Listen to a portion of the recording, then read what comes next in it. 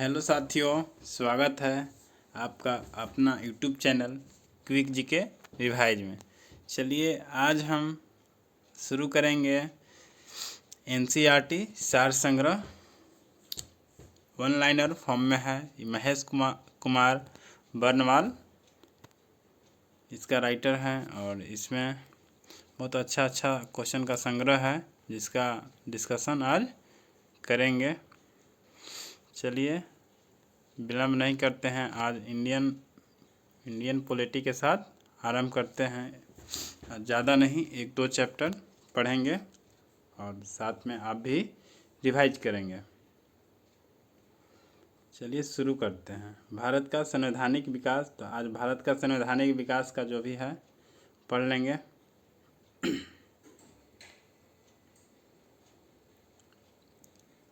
चलिए इसमें शुरू करते हैं। पहला पॉइंट से, रेगुलेटिंग एक्ट 1773 के द्वारा सर्वोच्च न्यायालय की स्थापना कहाँ किया गया? तो एक कलकत्ता में किया गया था और रेगुलेटिंग एक्ट 1773 का था और कलकत्ता में 1774 में स्थापना हुआ था, जो भारत का पहला सर्वोच्च न्यायालय था। अगला, भारतीयों को भारत के प्रशासन में भाग लेने का अधिकार किस अधिनियम के द्वारा प्राप्त है? तो ये चार्टर एक्ट 1833 का है, इसमें यह अधिकार दिया गया था। नेक्स्ट पॉइंट, भारतीय विधान परिषद को बजट पर बहस करने की शक्ति किस अधिवेशन के द्वारा प्राप्त हुआ है? तो देखिए फ्रेंड्स, ये क्वेश्चन सीधा पूछ लेता है कि बजट पर बहस करने की शक्ति किस अधिनियम के द्वारा प्राप्त है? तो भारत परिषद अधिनियम 1892 याद रखना है। भारत परिषद अधिनियम 1892 के तहत भारतीय विधान परिषद को बजट पर बहस करने की शक्ति प्रदान करती है। नेक्स्ट पॉइंट, केंद्रीय विधानमंडल सर्वप्रथम किस अधिनियम द्वारा द्विसदनीय बनाया गया? तो 1919 के भारत शासन अधिनियम के द्वारा, जिसे मार्ले मिंटो सुधार भी कहते हैं, 1919 के द्वारा। अगला पॉइंट, भारत के राष्ट्रपति को अध्यादेश निर्गत करने की शक्ति मूलतः किस अधिनियम से प्रेरित है? तो भारत शासन अधिनियम 1935 से बहुत सारे ऐसे नियम हैं जो हमारे संविधान में एज इट इज रख लिया गया है। अब भारत शासन ये हो गया और एक चार्ट है, चार्ट के माध्यम से पढ़ना ये भी ज़रूरी है, बहुत अच्छा है, इसको हम समझाते हैं। भारत का संवैधानिक विकास। भारत में संविधान का विकास किस तरह हुआ? ये तो वन लाइनर फॉर्म में है, लेकिन इसको कुछ एक्सप्लेन करेंगे। सबसे पहले भारत में व्यापार करने के लिए ईस्ट इंडिया कंपनी आया था, मतलब ब्रिटिश क्राउन के नियंत्रण में आया था। मतलब ब्रिटेन के प्रधानमंत्री ईस्ट इंडिया कंपनी को भारत में व्यापार करने के लिए अनुमति प्रदान किया था। तो वो अनुमति 1773 से शुरू हुआ, जो पहला रेगुलेटिंग एक्ट तहत हुआ संशोधन, मतलब संवैधानिक विकास। यानी यहाँ रहा, भारत में आई कंपनी तो अपने अनुसार नियम कानून डालना शुरू किया। तो उसी क्रम में पहला नियम हुआ 1773 का रेगुलेटिंग एक्ट, 1773 का पहला। इसी तरह फिर इसी में सुधार के लिए 84 में हुआ पिट्स इंडिया एक्ट आया, और पिट्स इंडिया एक्ट के बाद पिट्स इंडिया एक्ट आया 1784 में। इसके बाद का जो भी आया 20 साल पे आया था, जिसे चार्टर एक्ट कहते हैं, जो 1793 में आया था। फिर आया 1813 में, 1833 में और 1853 में। इस सारे में कुछ न कुछ नियम लाए गए हैं भारतीयों के लिए, और कुछ अंग्रेज सरकार लाया। ये टोटल 6 थे जो हम यहाँ पे मार्क कर दिए हैं। ईस्ट इंडिया कंपनी के अंतर्गत जो विकास हुआ, आगे फिर ब्रिटिश क्राउन के अंतर्गत, फिर 1858 के बाद सीधे ईस्ट इंडिया कंपनी से 1857 की जो क्रांति हुई थी, उसके बाद 58 में सीधे नियंत्रण ब्रिटिश क्राउन के हाथ में चला गया था। और फिर वहाँ से डायरेक्ट ईस्ट इंडिया कंपनी नहीं करके वहाँ से ब्रिटिश सरकार किया उसी समय से, और हम लोग गुलाम होते चले गए। तो उस क्रम में पहला शासन अधिनियम 1858 का हुआ, फिर भारत परिषद अधिनियम 1861 का, फिर सारा परिषद अधिनियम कहलाया, और कुछ भारत शासन अधिनियम 1892 का भारत परिषद अधिनियम, फिर भारत परिषद अधिनियम 1909 का जिसे मार्लेमिंटो सुधार अधिनियम कहा गया, फिर भारत शासन अधिनियम 1919 को मॉन्टेग्यू चेम्सफोर्ड, सॉरी फ्रेंड्स हमें लगता है ऊपर में एक हम गलत बोल दिए, 1919 का जो था मॉन्टेग्यू चेम्सफोर्ड है, मार्लेमिंटो नहीं, अगर गलत बोले होंगे तो सुधार लीजिएगा। फिर 1835 का आया भारत शासन अधिनियम। इस अधिनियम का खासियत ये है कि इसमें बहुत सारे सुधार हुए, जिसमें सीधे हमारे संविधान में भी रख लिया गया, क्योंकि सारे अच्छे नियम थे। फिर भारत स्वतंत्रता अधिनियम 1947 हुआ, ये जो कि लास्ट था। इस प्रकार मिला के ब्रिटिश क्राउन के अंतर्गत हमारे ऊपर 7 संवैधानिक विकास के क्रम में नियम बनाए गए। चलिए अगला पॉइंट का डिस्कशन करते हैं। केंद्र में द्वैध शासन व्यवस्था किस अधिनियम के द्वारा लागू किया गया? तो ये 1935 के अधिनियम के द्वारा किया गया, जिसे भारत शासन अधिनियम कहते हैं। फिर ब्रिटिश भारत में किस अधिनियम में संघीय शासन का प्रावधान किया गया था? तो भारत शासन अधिनियम 1935 के द्वारा किया गया था। अगला पॉइंट पढ़ते हैं। अखिल भारतीय संघ स्थापित करने का प्रावधान किस अधिनियम में किया गया था? अखिल भारतीय संघ स्थापित करने का प्रावधान किस अधिनियम में किया गया था? तो भारत शासन अधिनियम 1935 के द्वारा। इसमें ज़्यादा कुछ याद नहीं रखना है, लेकिन जो भी इसमें पॉइंट दिया गया है वो मेन है, इसको तो याद रखना पड़ेगा। भारत के संविधान के केंद्र और राज्य के मध्य भारत के संविधान में केंद्र और राज्यों के मध्य किया गया शक्तियों का विभाजन भारत सरकार अधिनियम 1935 पर आधारित है। अगला पॉइंट, एक निर्वाचित संविधान सभा द्वारा भारत के संविधान का निर्माण करने का प्रस्ताव किसके द्वारा दिया गया था? तो एक क्रिप्स मिशन के द्वारा दिया गया था। क्रिप्स मिशन के द्वारा एक निर्वाचित संविधान सभा द्वारा भारत में संविधान का निर्माण करने का प्रावधान किसके द्वारा किया गया था? तो क्रिप्स मिशन के द्वारा किया गया था। Cripps mission. अगला पॉइंट, भारतीय संविधान सभा का गठन किसके अंतर्गत किया गया था? तो भारतीय संविधान सभा का गठन कैबिनेट मिशन के अंतर्गत 1946 में किया गया था। बस ये देखिए और मेरा वॉइस को सुनिए, इसी से याद हो जाएगा। कैबिनेट मिशन द्वारा प्रस्तुत योजना के अनुसार संविधान सभा में प्रांतों से प्रतिनिधियों का निर्वाचन किस अनुपात में था? तो ये 10 लाख की जनसंख्या पर 1 सदस्य चुने जाने का प्रावधान किया गया था। भारतीय संविधान का निर्माण करने वाली संविधान सभा के सदस्यों का चुनाव किसके द्वारा किया गया? तो विभिन्न प्रांतों के विधान सभाओं के द्वारा किया गया था। विभिन्न प्रांतों के विधान सभाओं के द्वारा किया गया था। फिर देखिए अंतरिम सरकार के बारे में है। आज़ादी से पहले हमारे अंतरिम सरकार की गठन हुआ था, जिसमें 1946 में तो विभाग जिन्हें मिला था हमारे नेताओं लोग को, तो पढ़ लेते हैं। तो पहला जवाहरलाल नेहरू हैं, इन्हें राष्ट्रमंडल संबंध तथा विदेशी मामले मिला था। सरदार वल्लभ भाई पटेल गृह सूचना एवं प्रसारण मंत्री थे। डॉक्टर राजेंद्र प्रसाद खाद्य एवं कृषि। जॉन मथाई उद्योग एवं नागरिक आपूर्ति। जगजीवन राम श्रम मंत्री थे। सरदार बलदेव सिंह रक्षा विभाग इनको मिला था।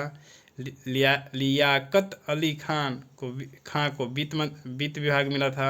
सी राजगोपालाचारी को शिक्षा एवं कला मिला था। शिक्षा एवं कला। चलिए इस बुक का लास्ट में एक पॉइंट दिए हुए हैं, उसको भी पढ़ लेते हैं। भारत शासन अधिनियम 1919 की समीक्षा करने के लिए 1927 में साइमन कमीशन का गठन किया गया था। बिल्कुल सही है, 1927 में साइमन कमीशन का गठन किया गया था। और भारत शासन अधिनियम 1919 के समीक्षा के लिए मतलब इसमें कुछ सुधार के लिए किया गया था। इसका सारे के सारे सदस्य अंग्रेज लोग थे, इसीलिए इसका बाइकाट हुआ इंडिया में। अब बाइकाट हुआ तो इसका कहानी तो लंबा चौड़ा है ही। फिर डंडा से मार के ला किया। चलिए आगे देखते हैं इसी क्रम में।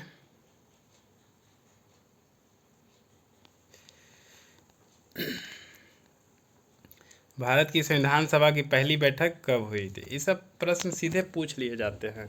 एनसीईआरटी सार संग्रह ये बुक है, तो इसमें टू द पॉइंट का ही क्वेश्चन है, मतलब ज़्यादा नहीं। जो प्रश्न आते हैं पीसीएस एग्ज़ाम में और भी अदर एग्ज़ाम में, तो वही सब प्रश्न रहेंगे। तो चलिए इस एज इट इज एकदम आ जाते हैं।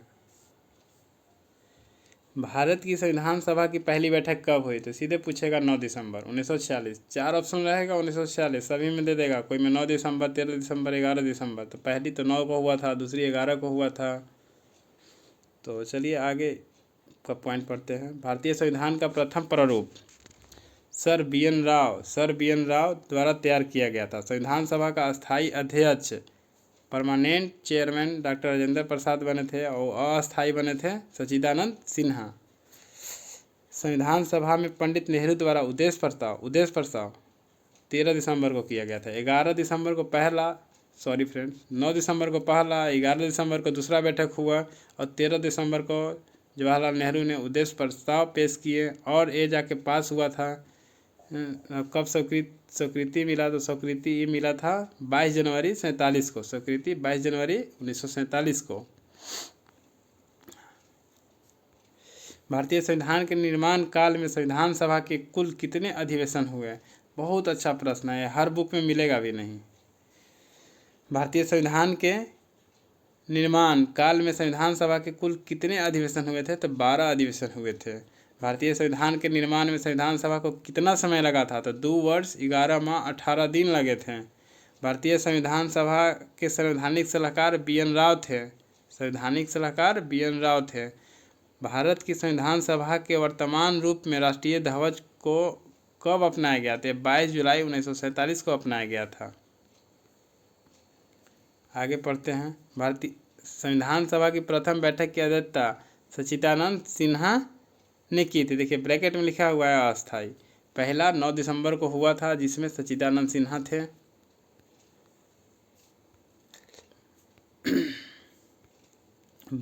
भारत का संविधान कब स्वीकृत किया गया? तो 26 नवंबर 1949 को स्वीकार किया गया, अंगीकार किया गया। और भारतीय संविधान पूर्णतः कब लागू हुआ? तो 26 जनवरी 1950 को हमारा संविधान लागू हो गया। चलिए इस संविधान से कुछ ब्रैकेट में दिया हुआ है, उसी को पढ़ लेते हैं। संविधान सभा से है।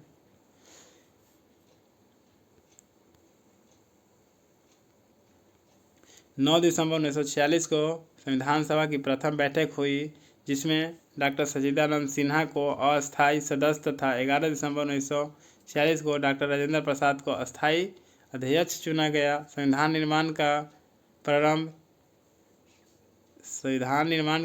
13 दिसंबर 1946 को पंडित जवाहरलाल नेहरू द्वारा उद्देश्य प्रस्ताव से हुआ, जिसे 22 जनवरी 1947 को सर्वसम्मति से स्वीकार कर लिया गया और 26 नवंबर 1949 को भारतीय संविधान अंगीकृत एडॉप्ट किया गया, जबकि 26 जनवरी 1950 को इसे पूर्णतः लागू किया गया। एक संविधान सभा का ये सार हो गया जो मुख्य बात है। सारे बात इम्पोर्टेंट है।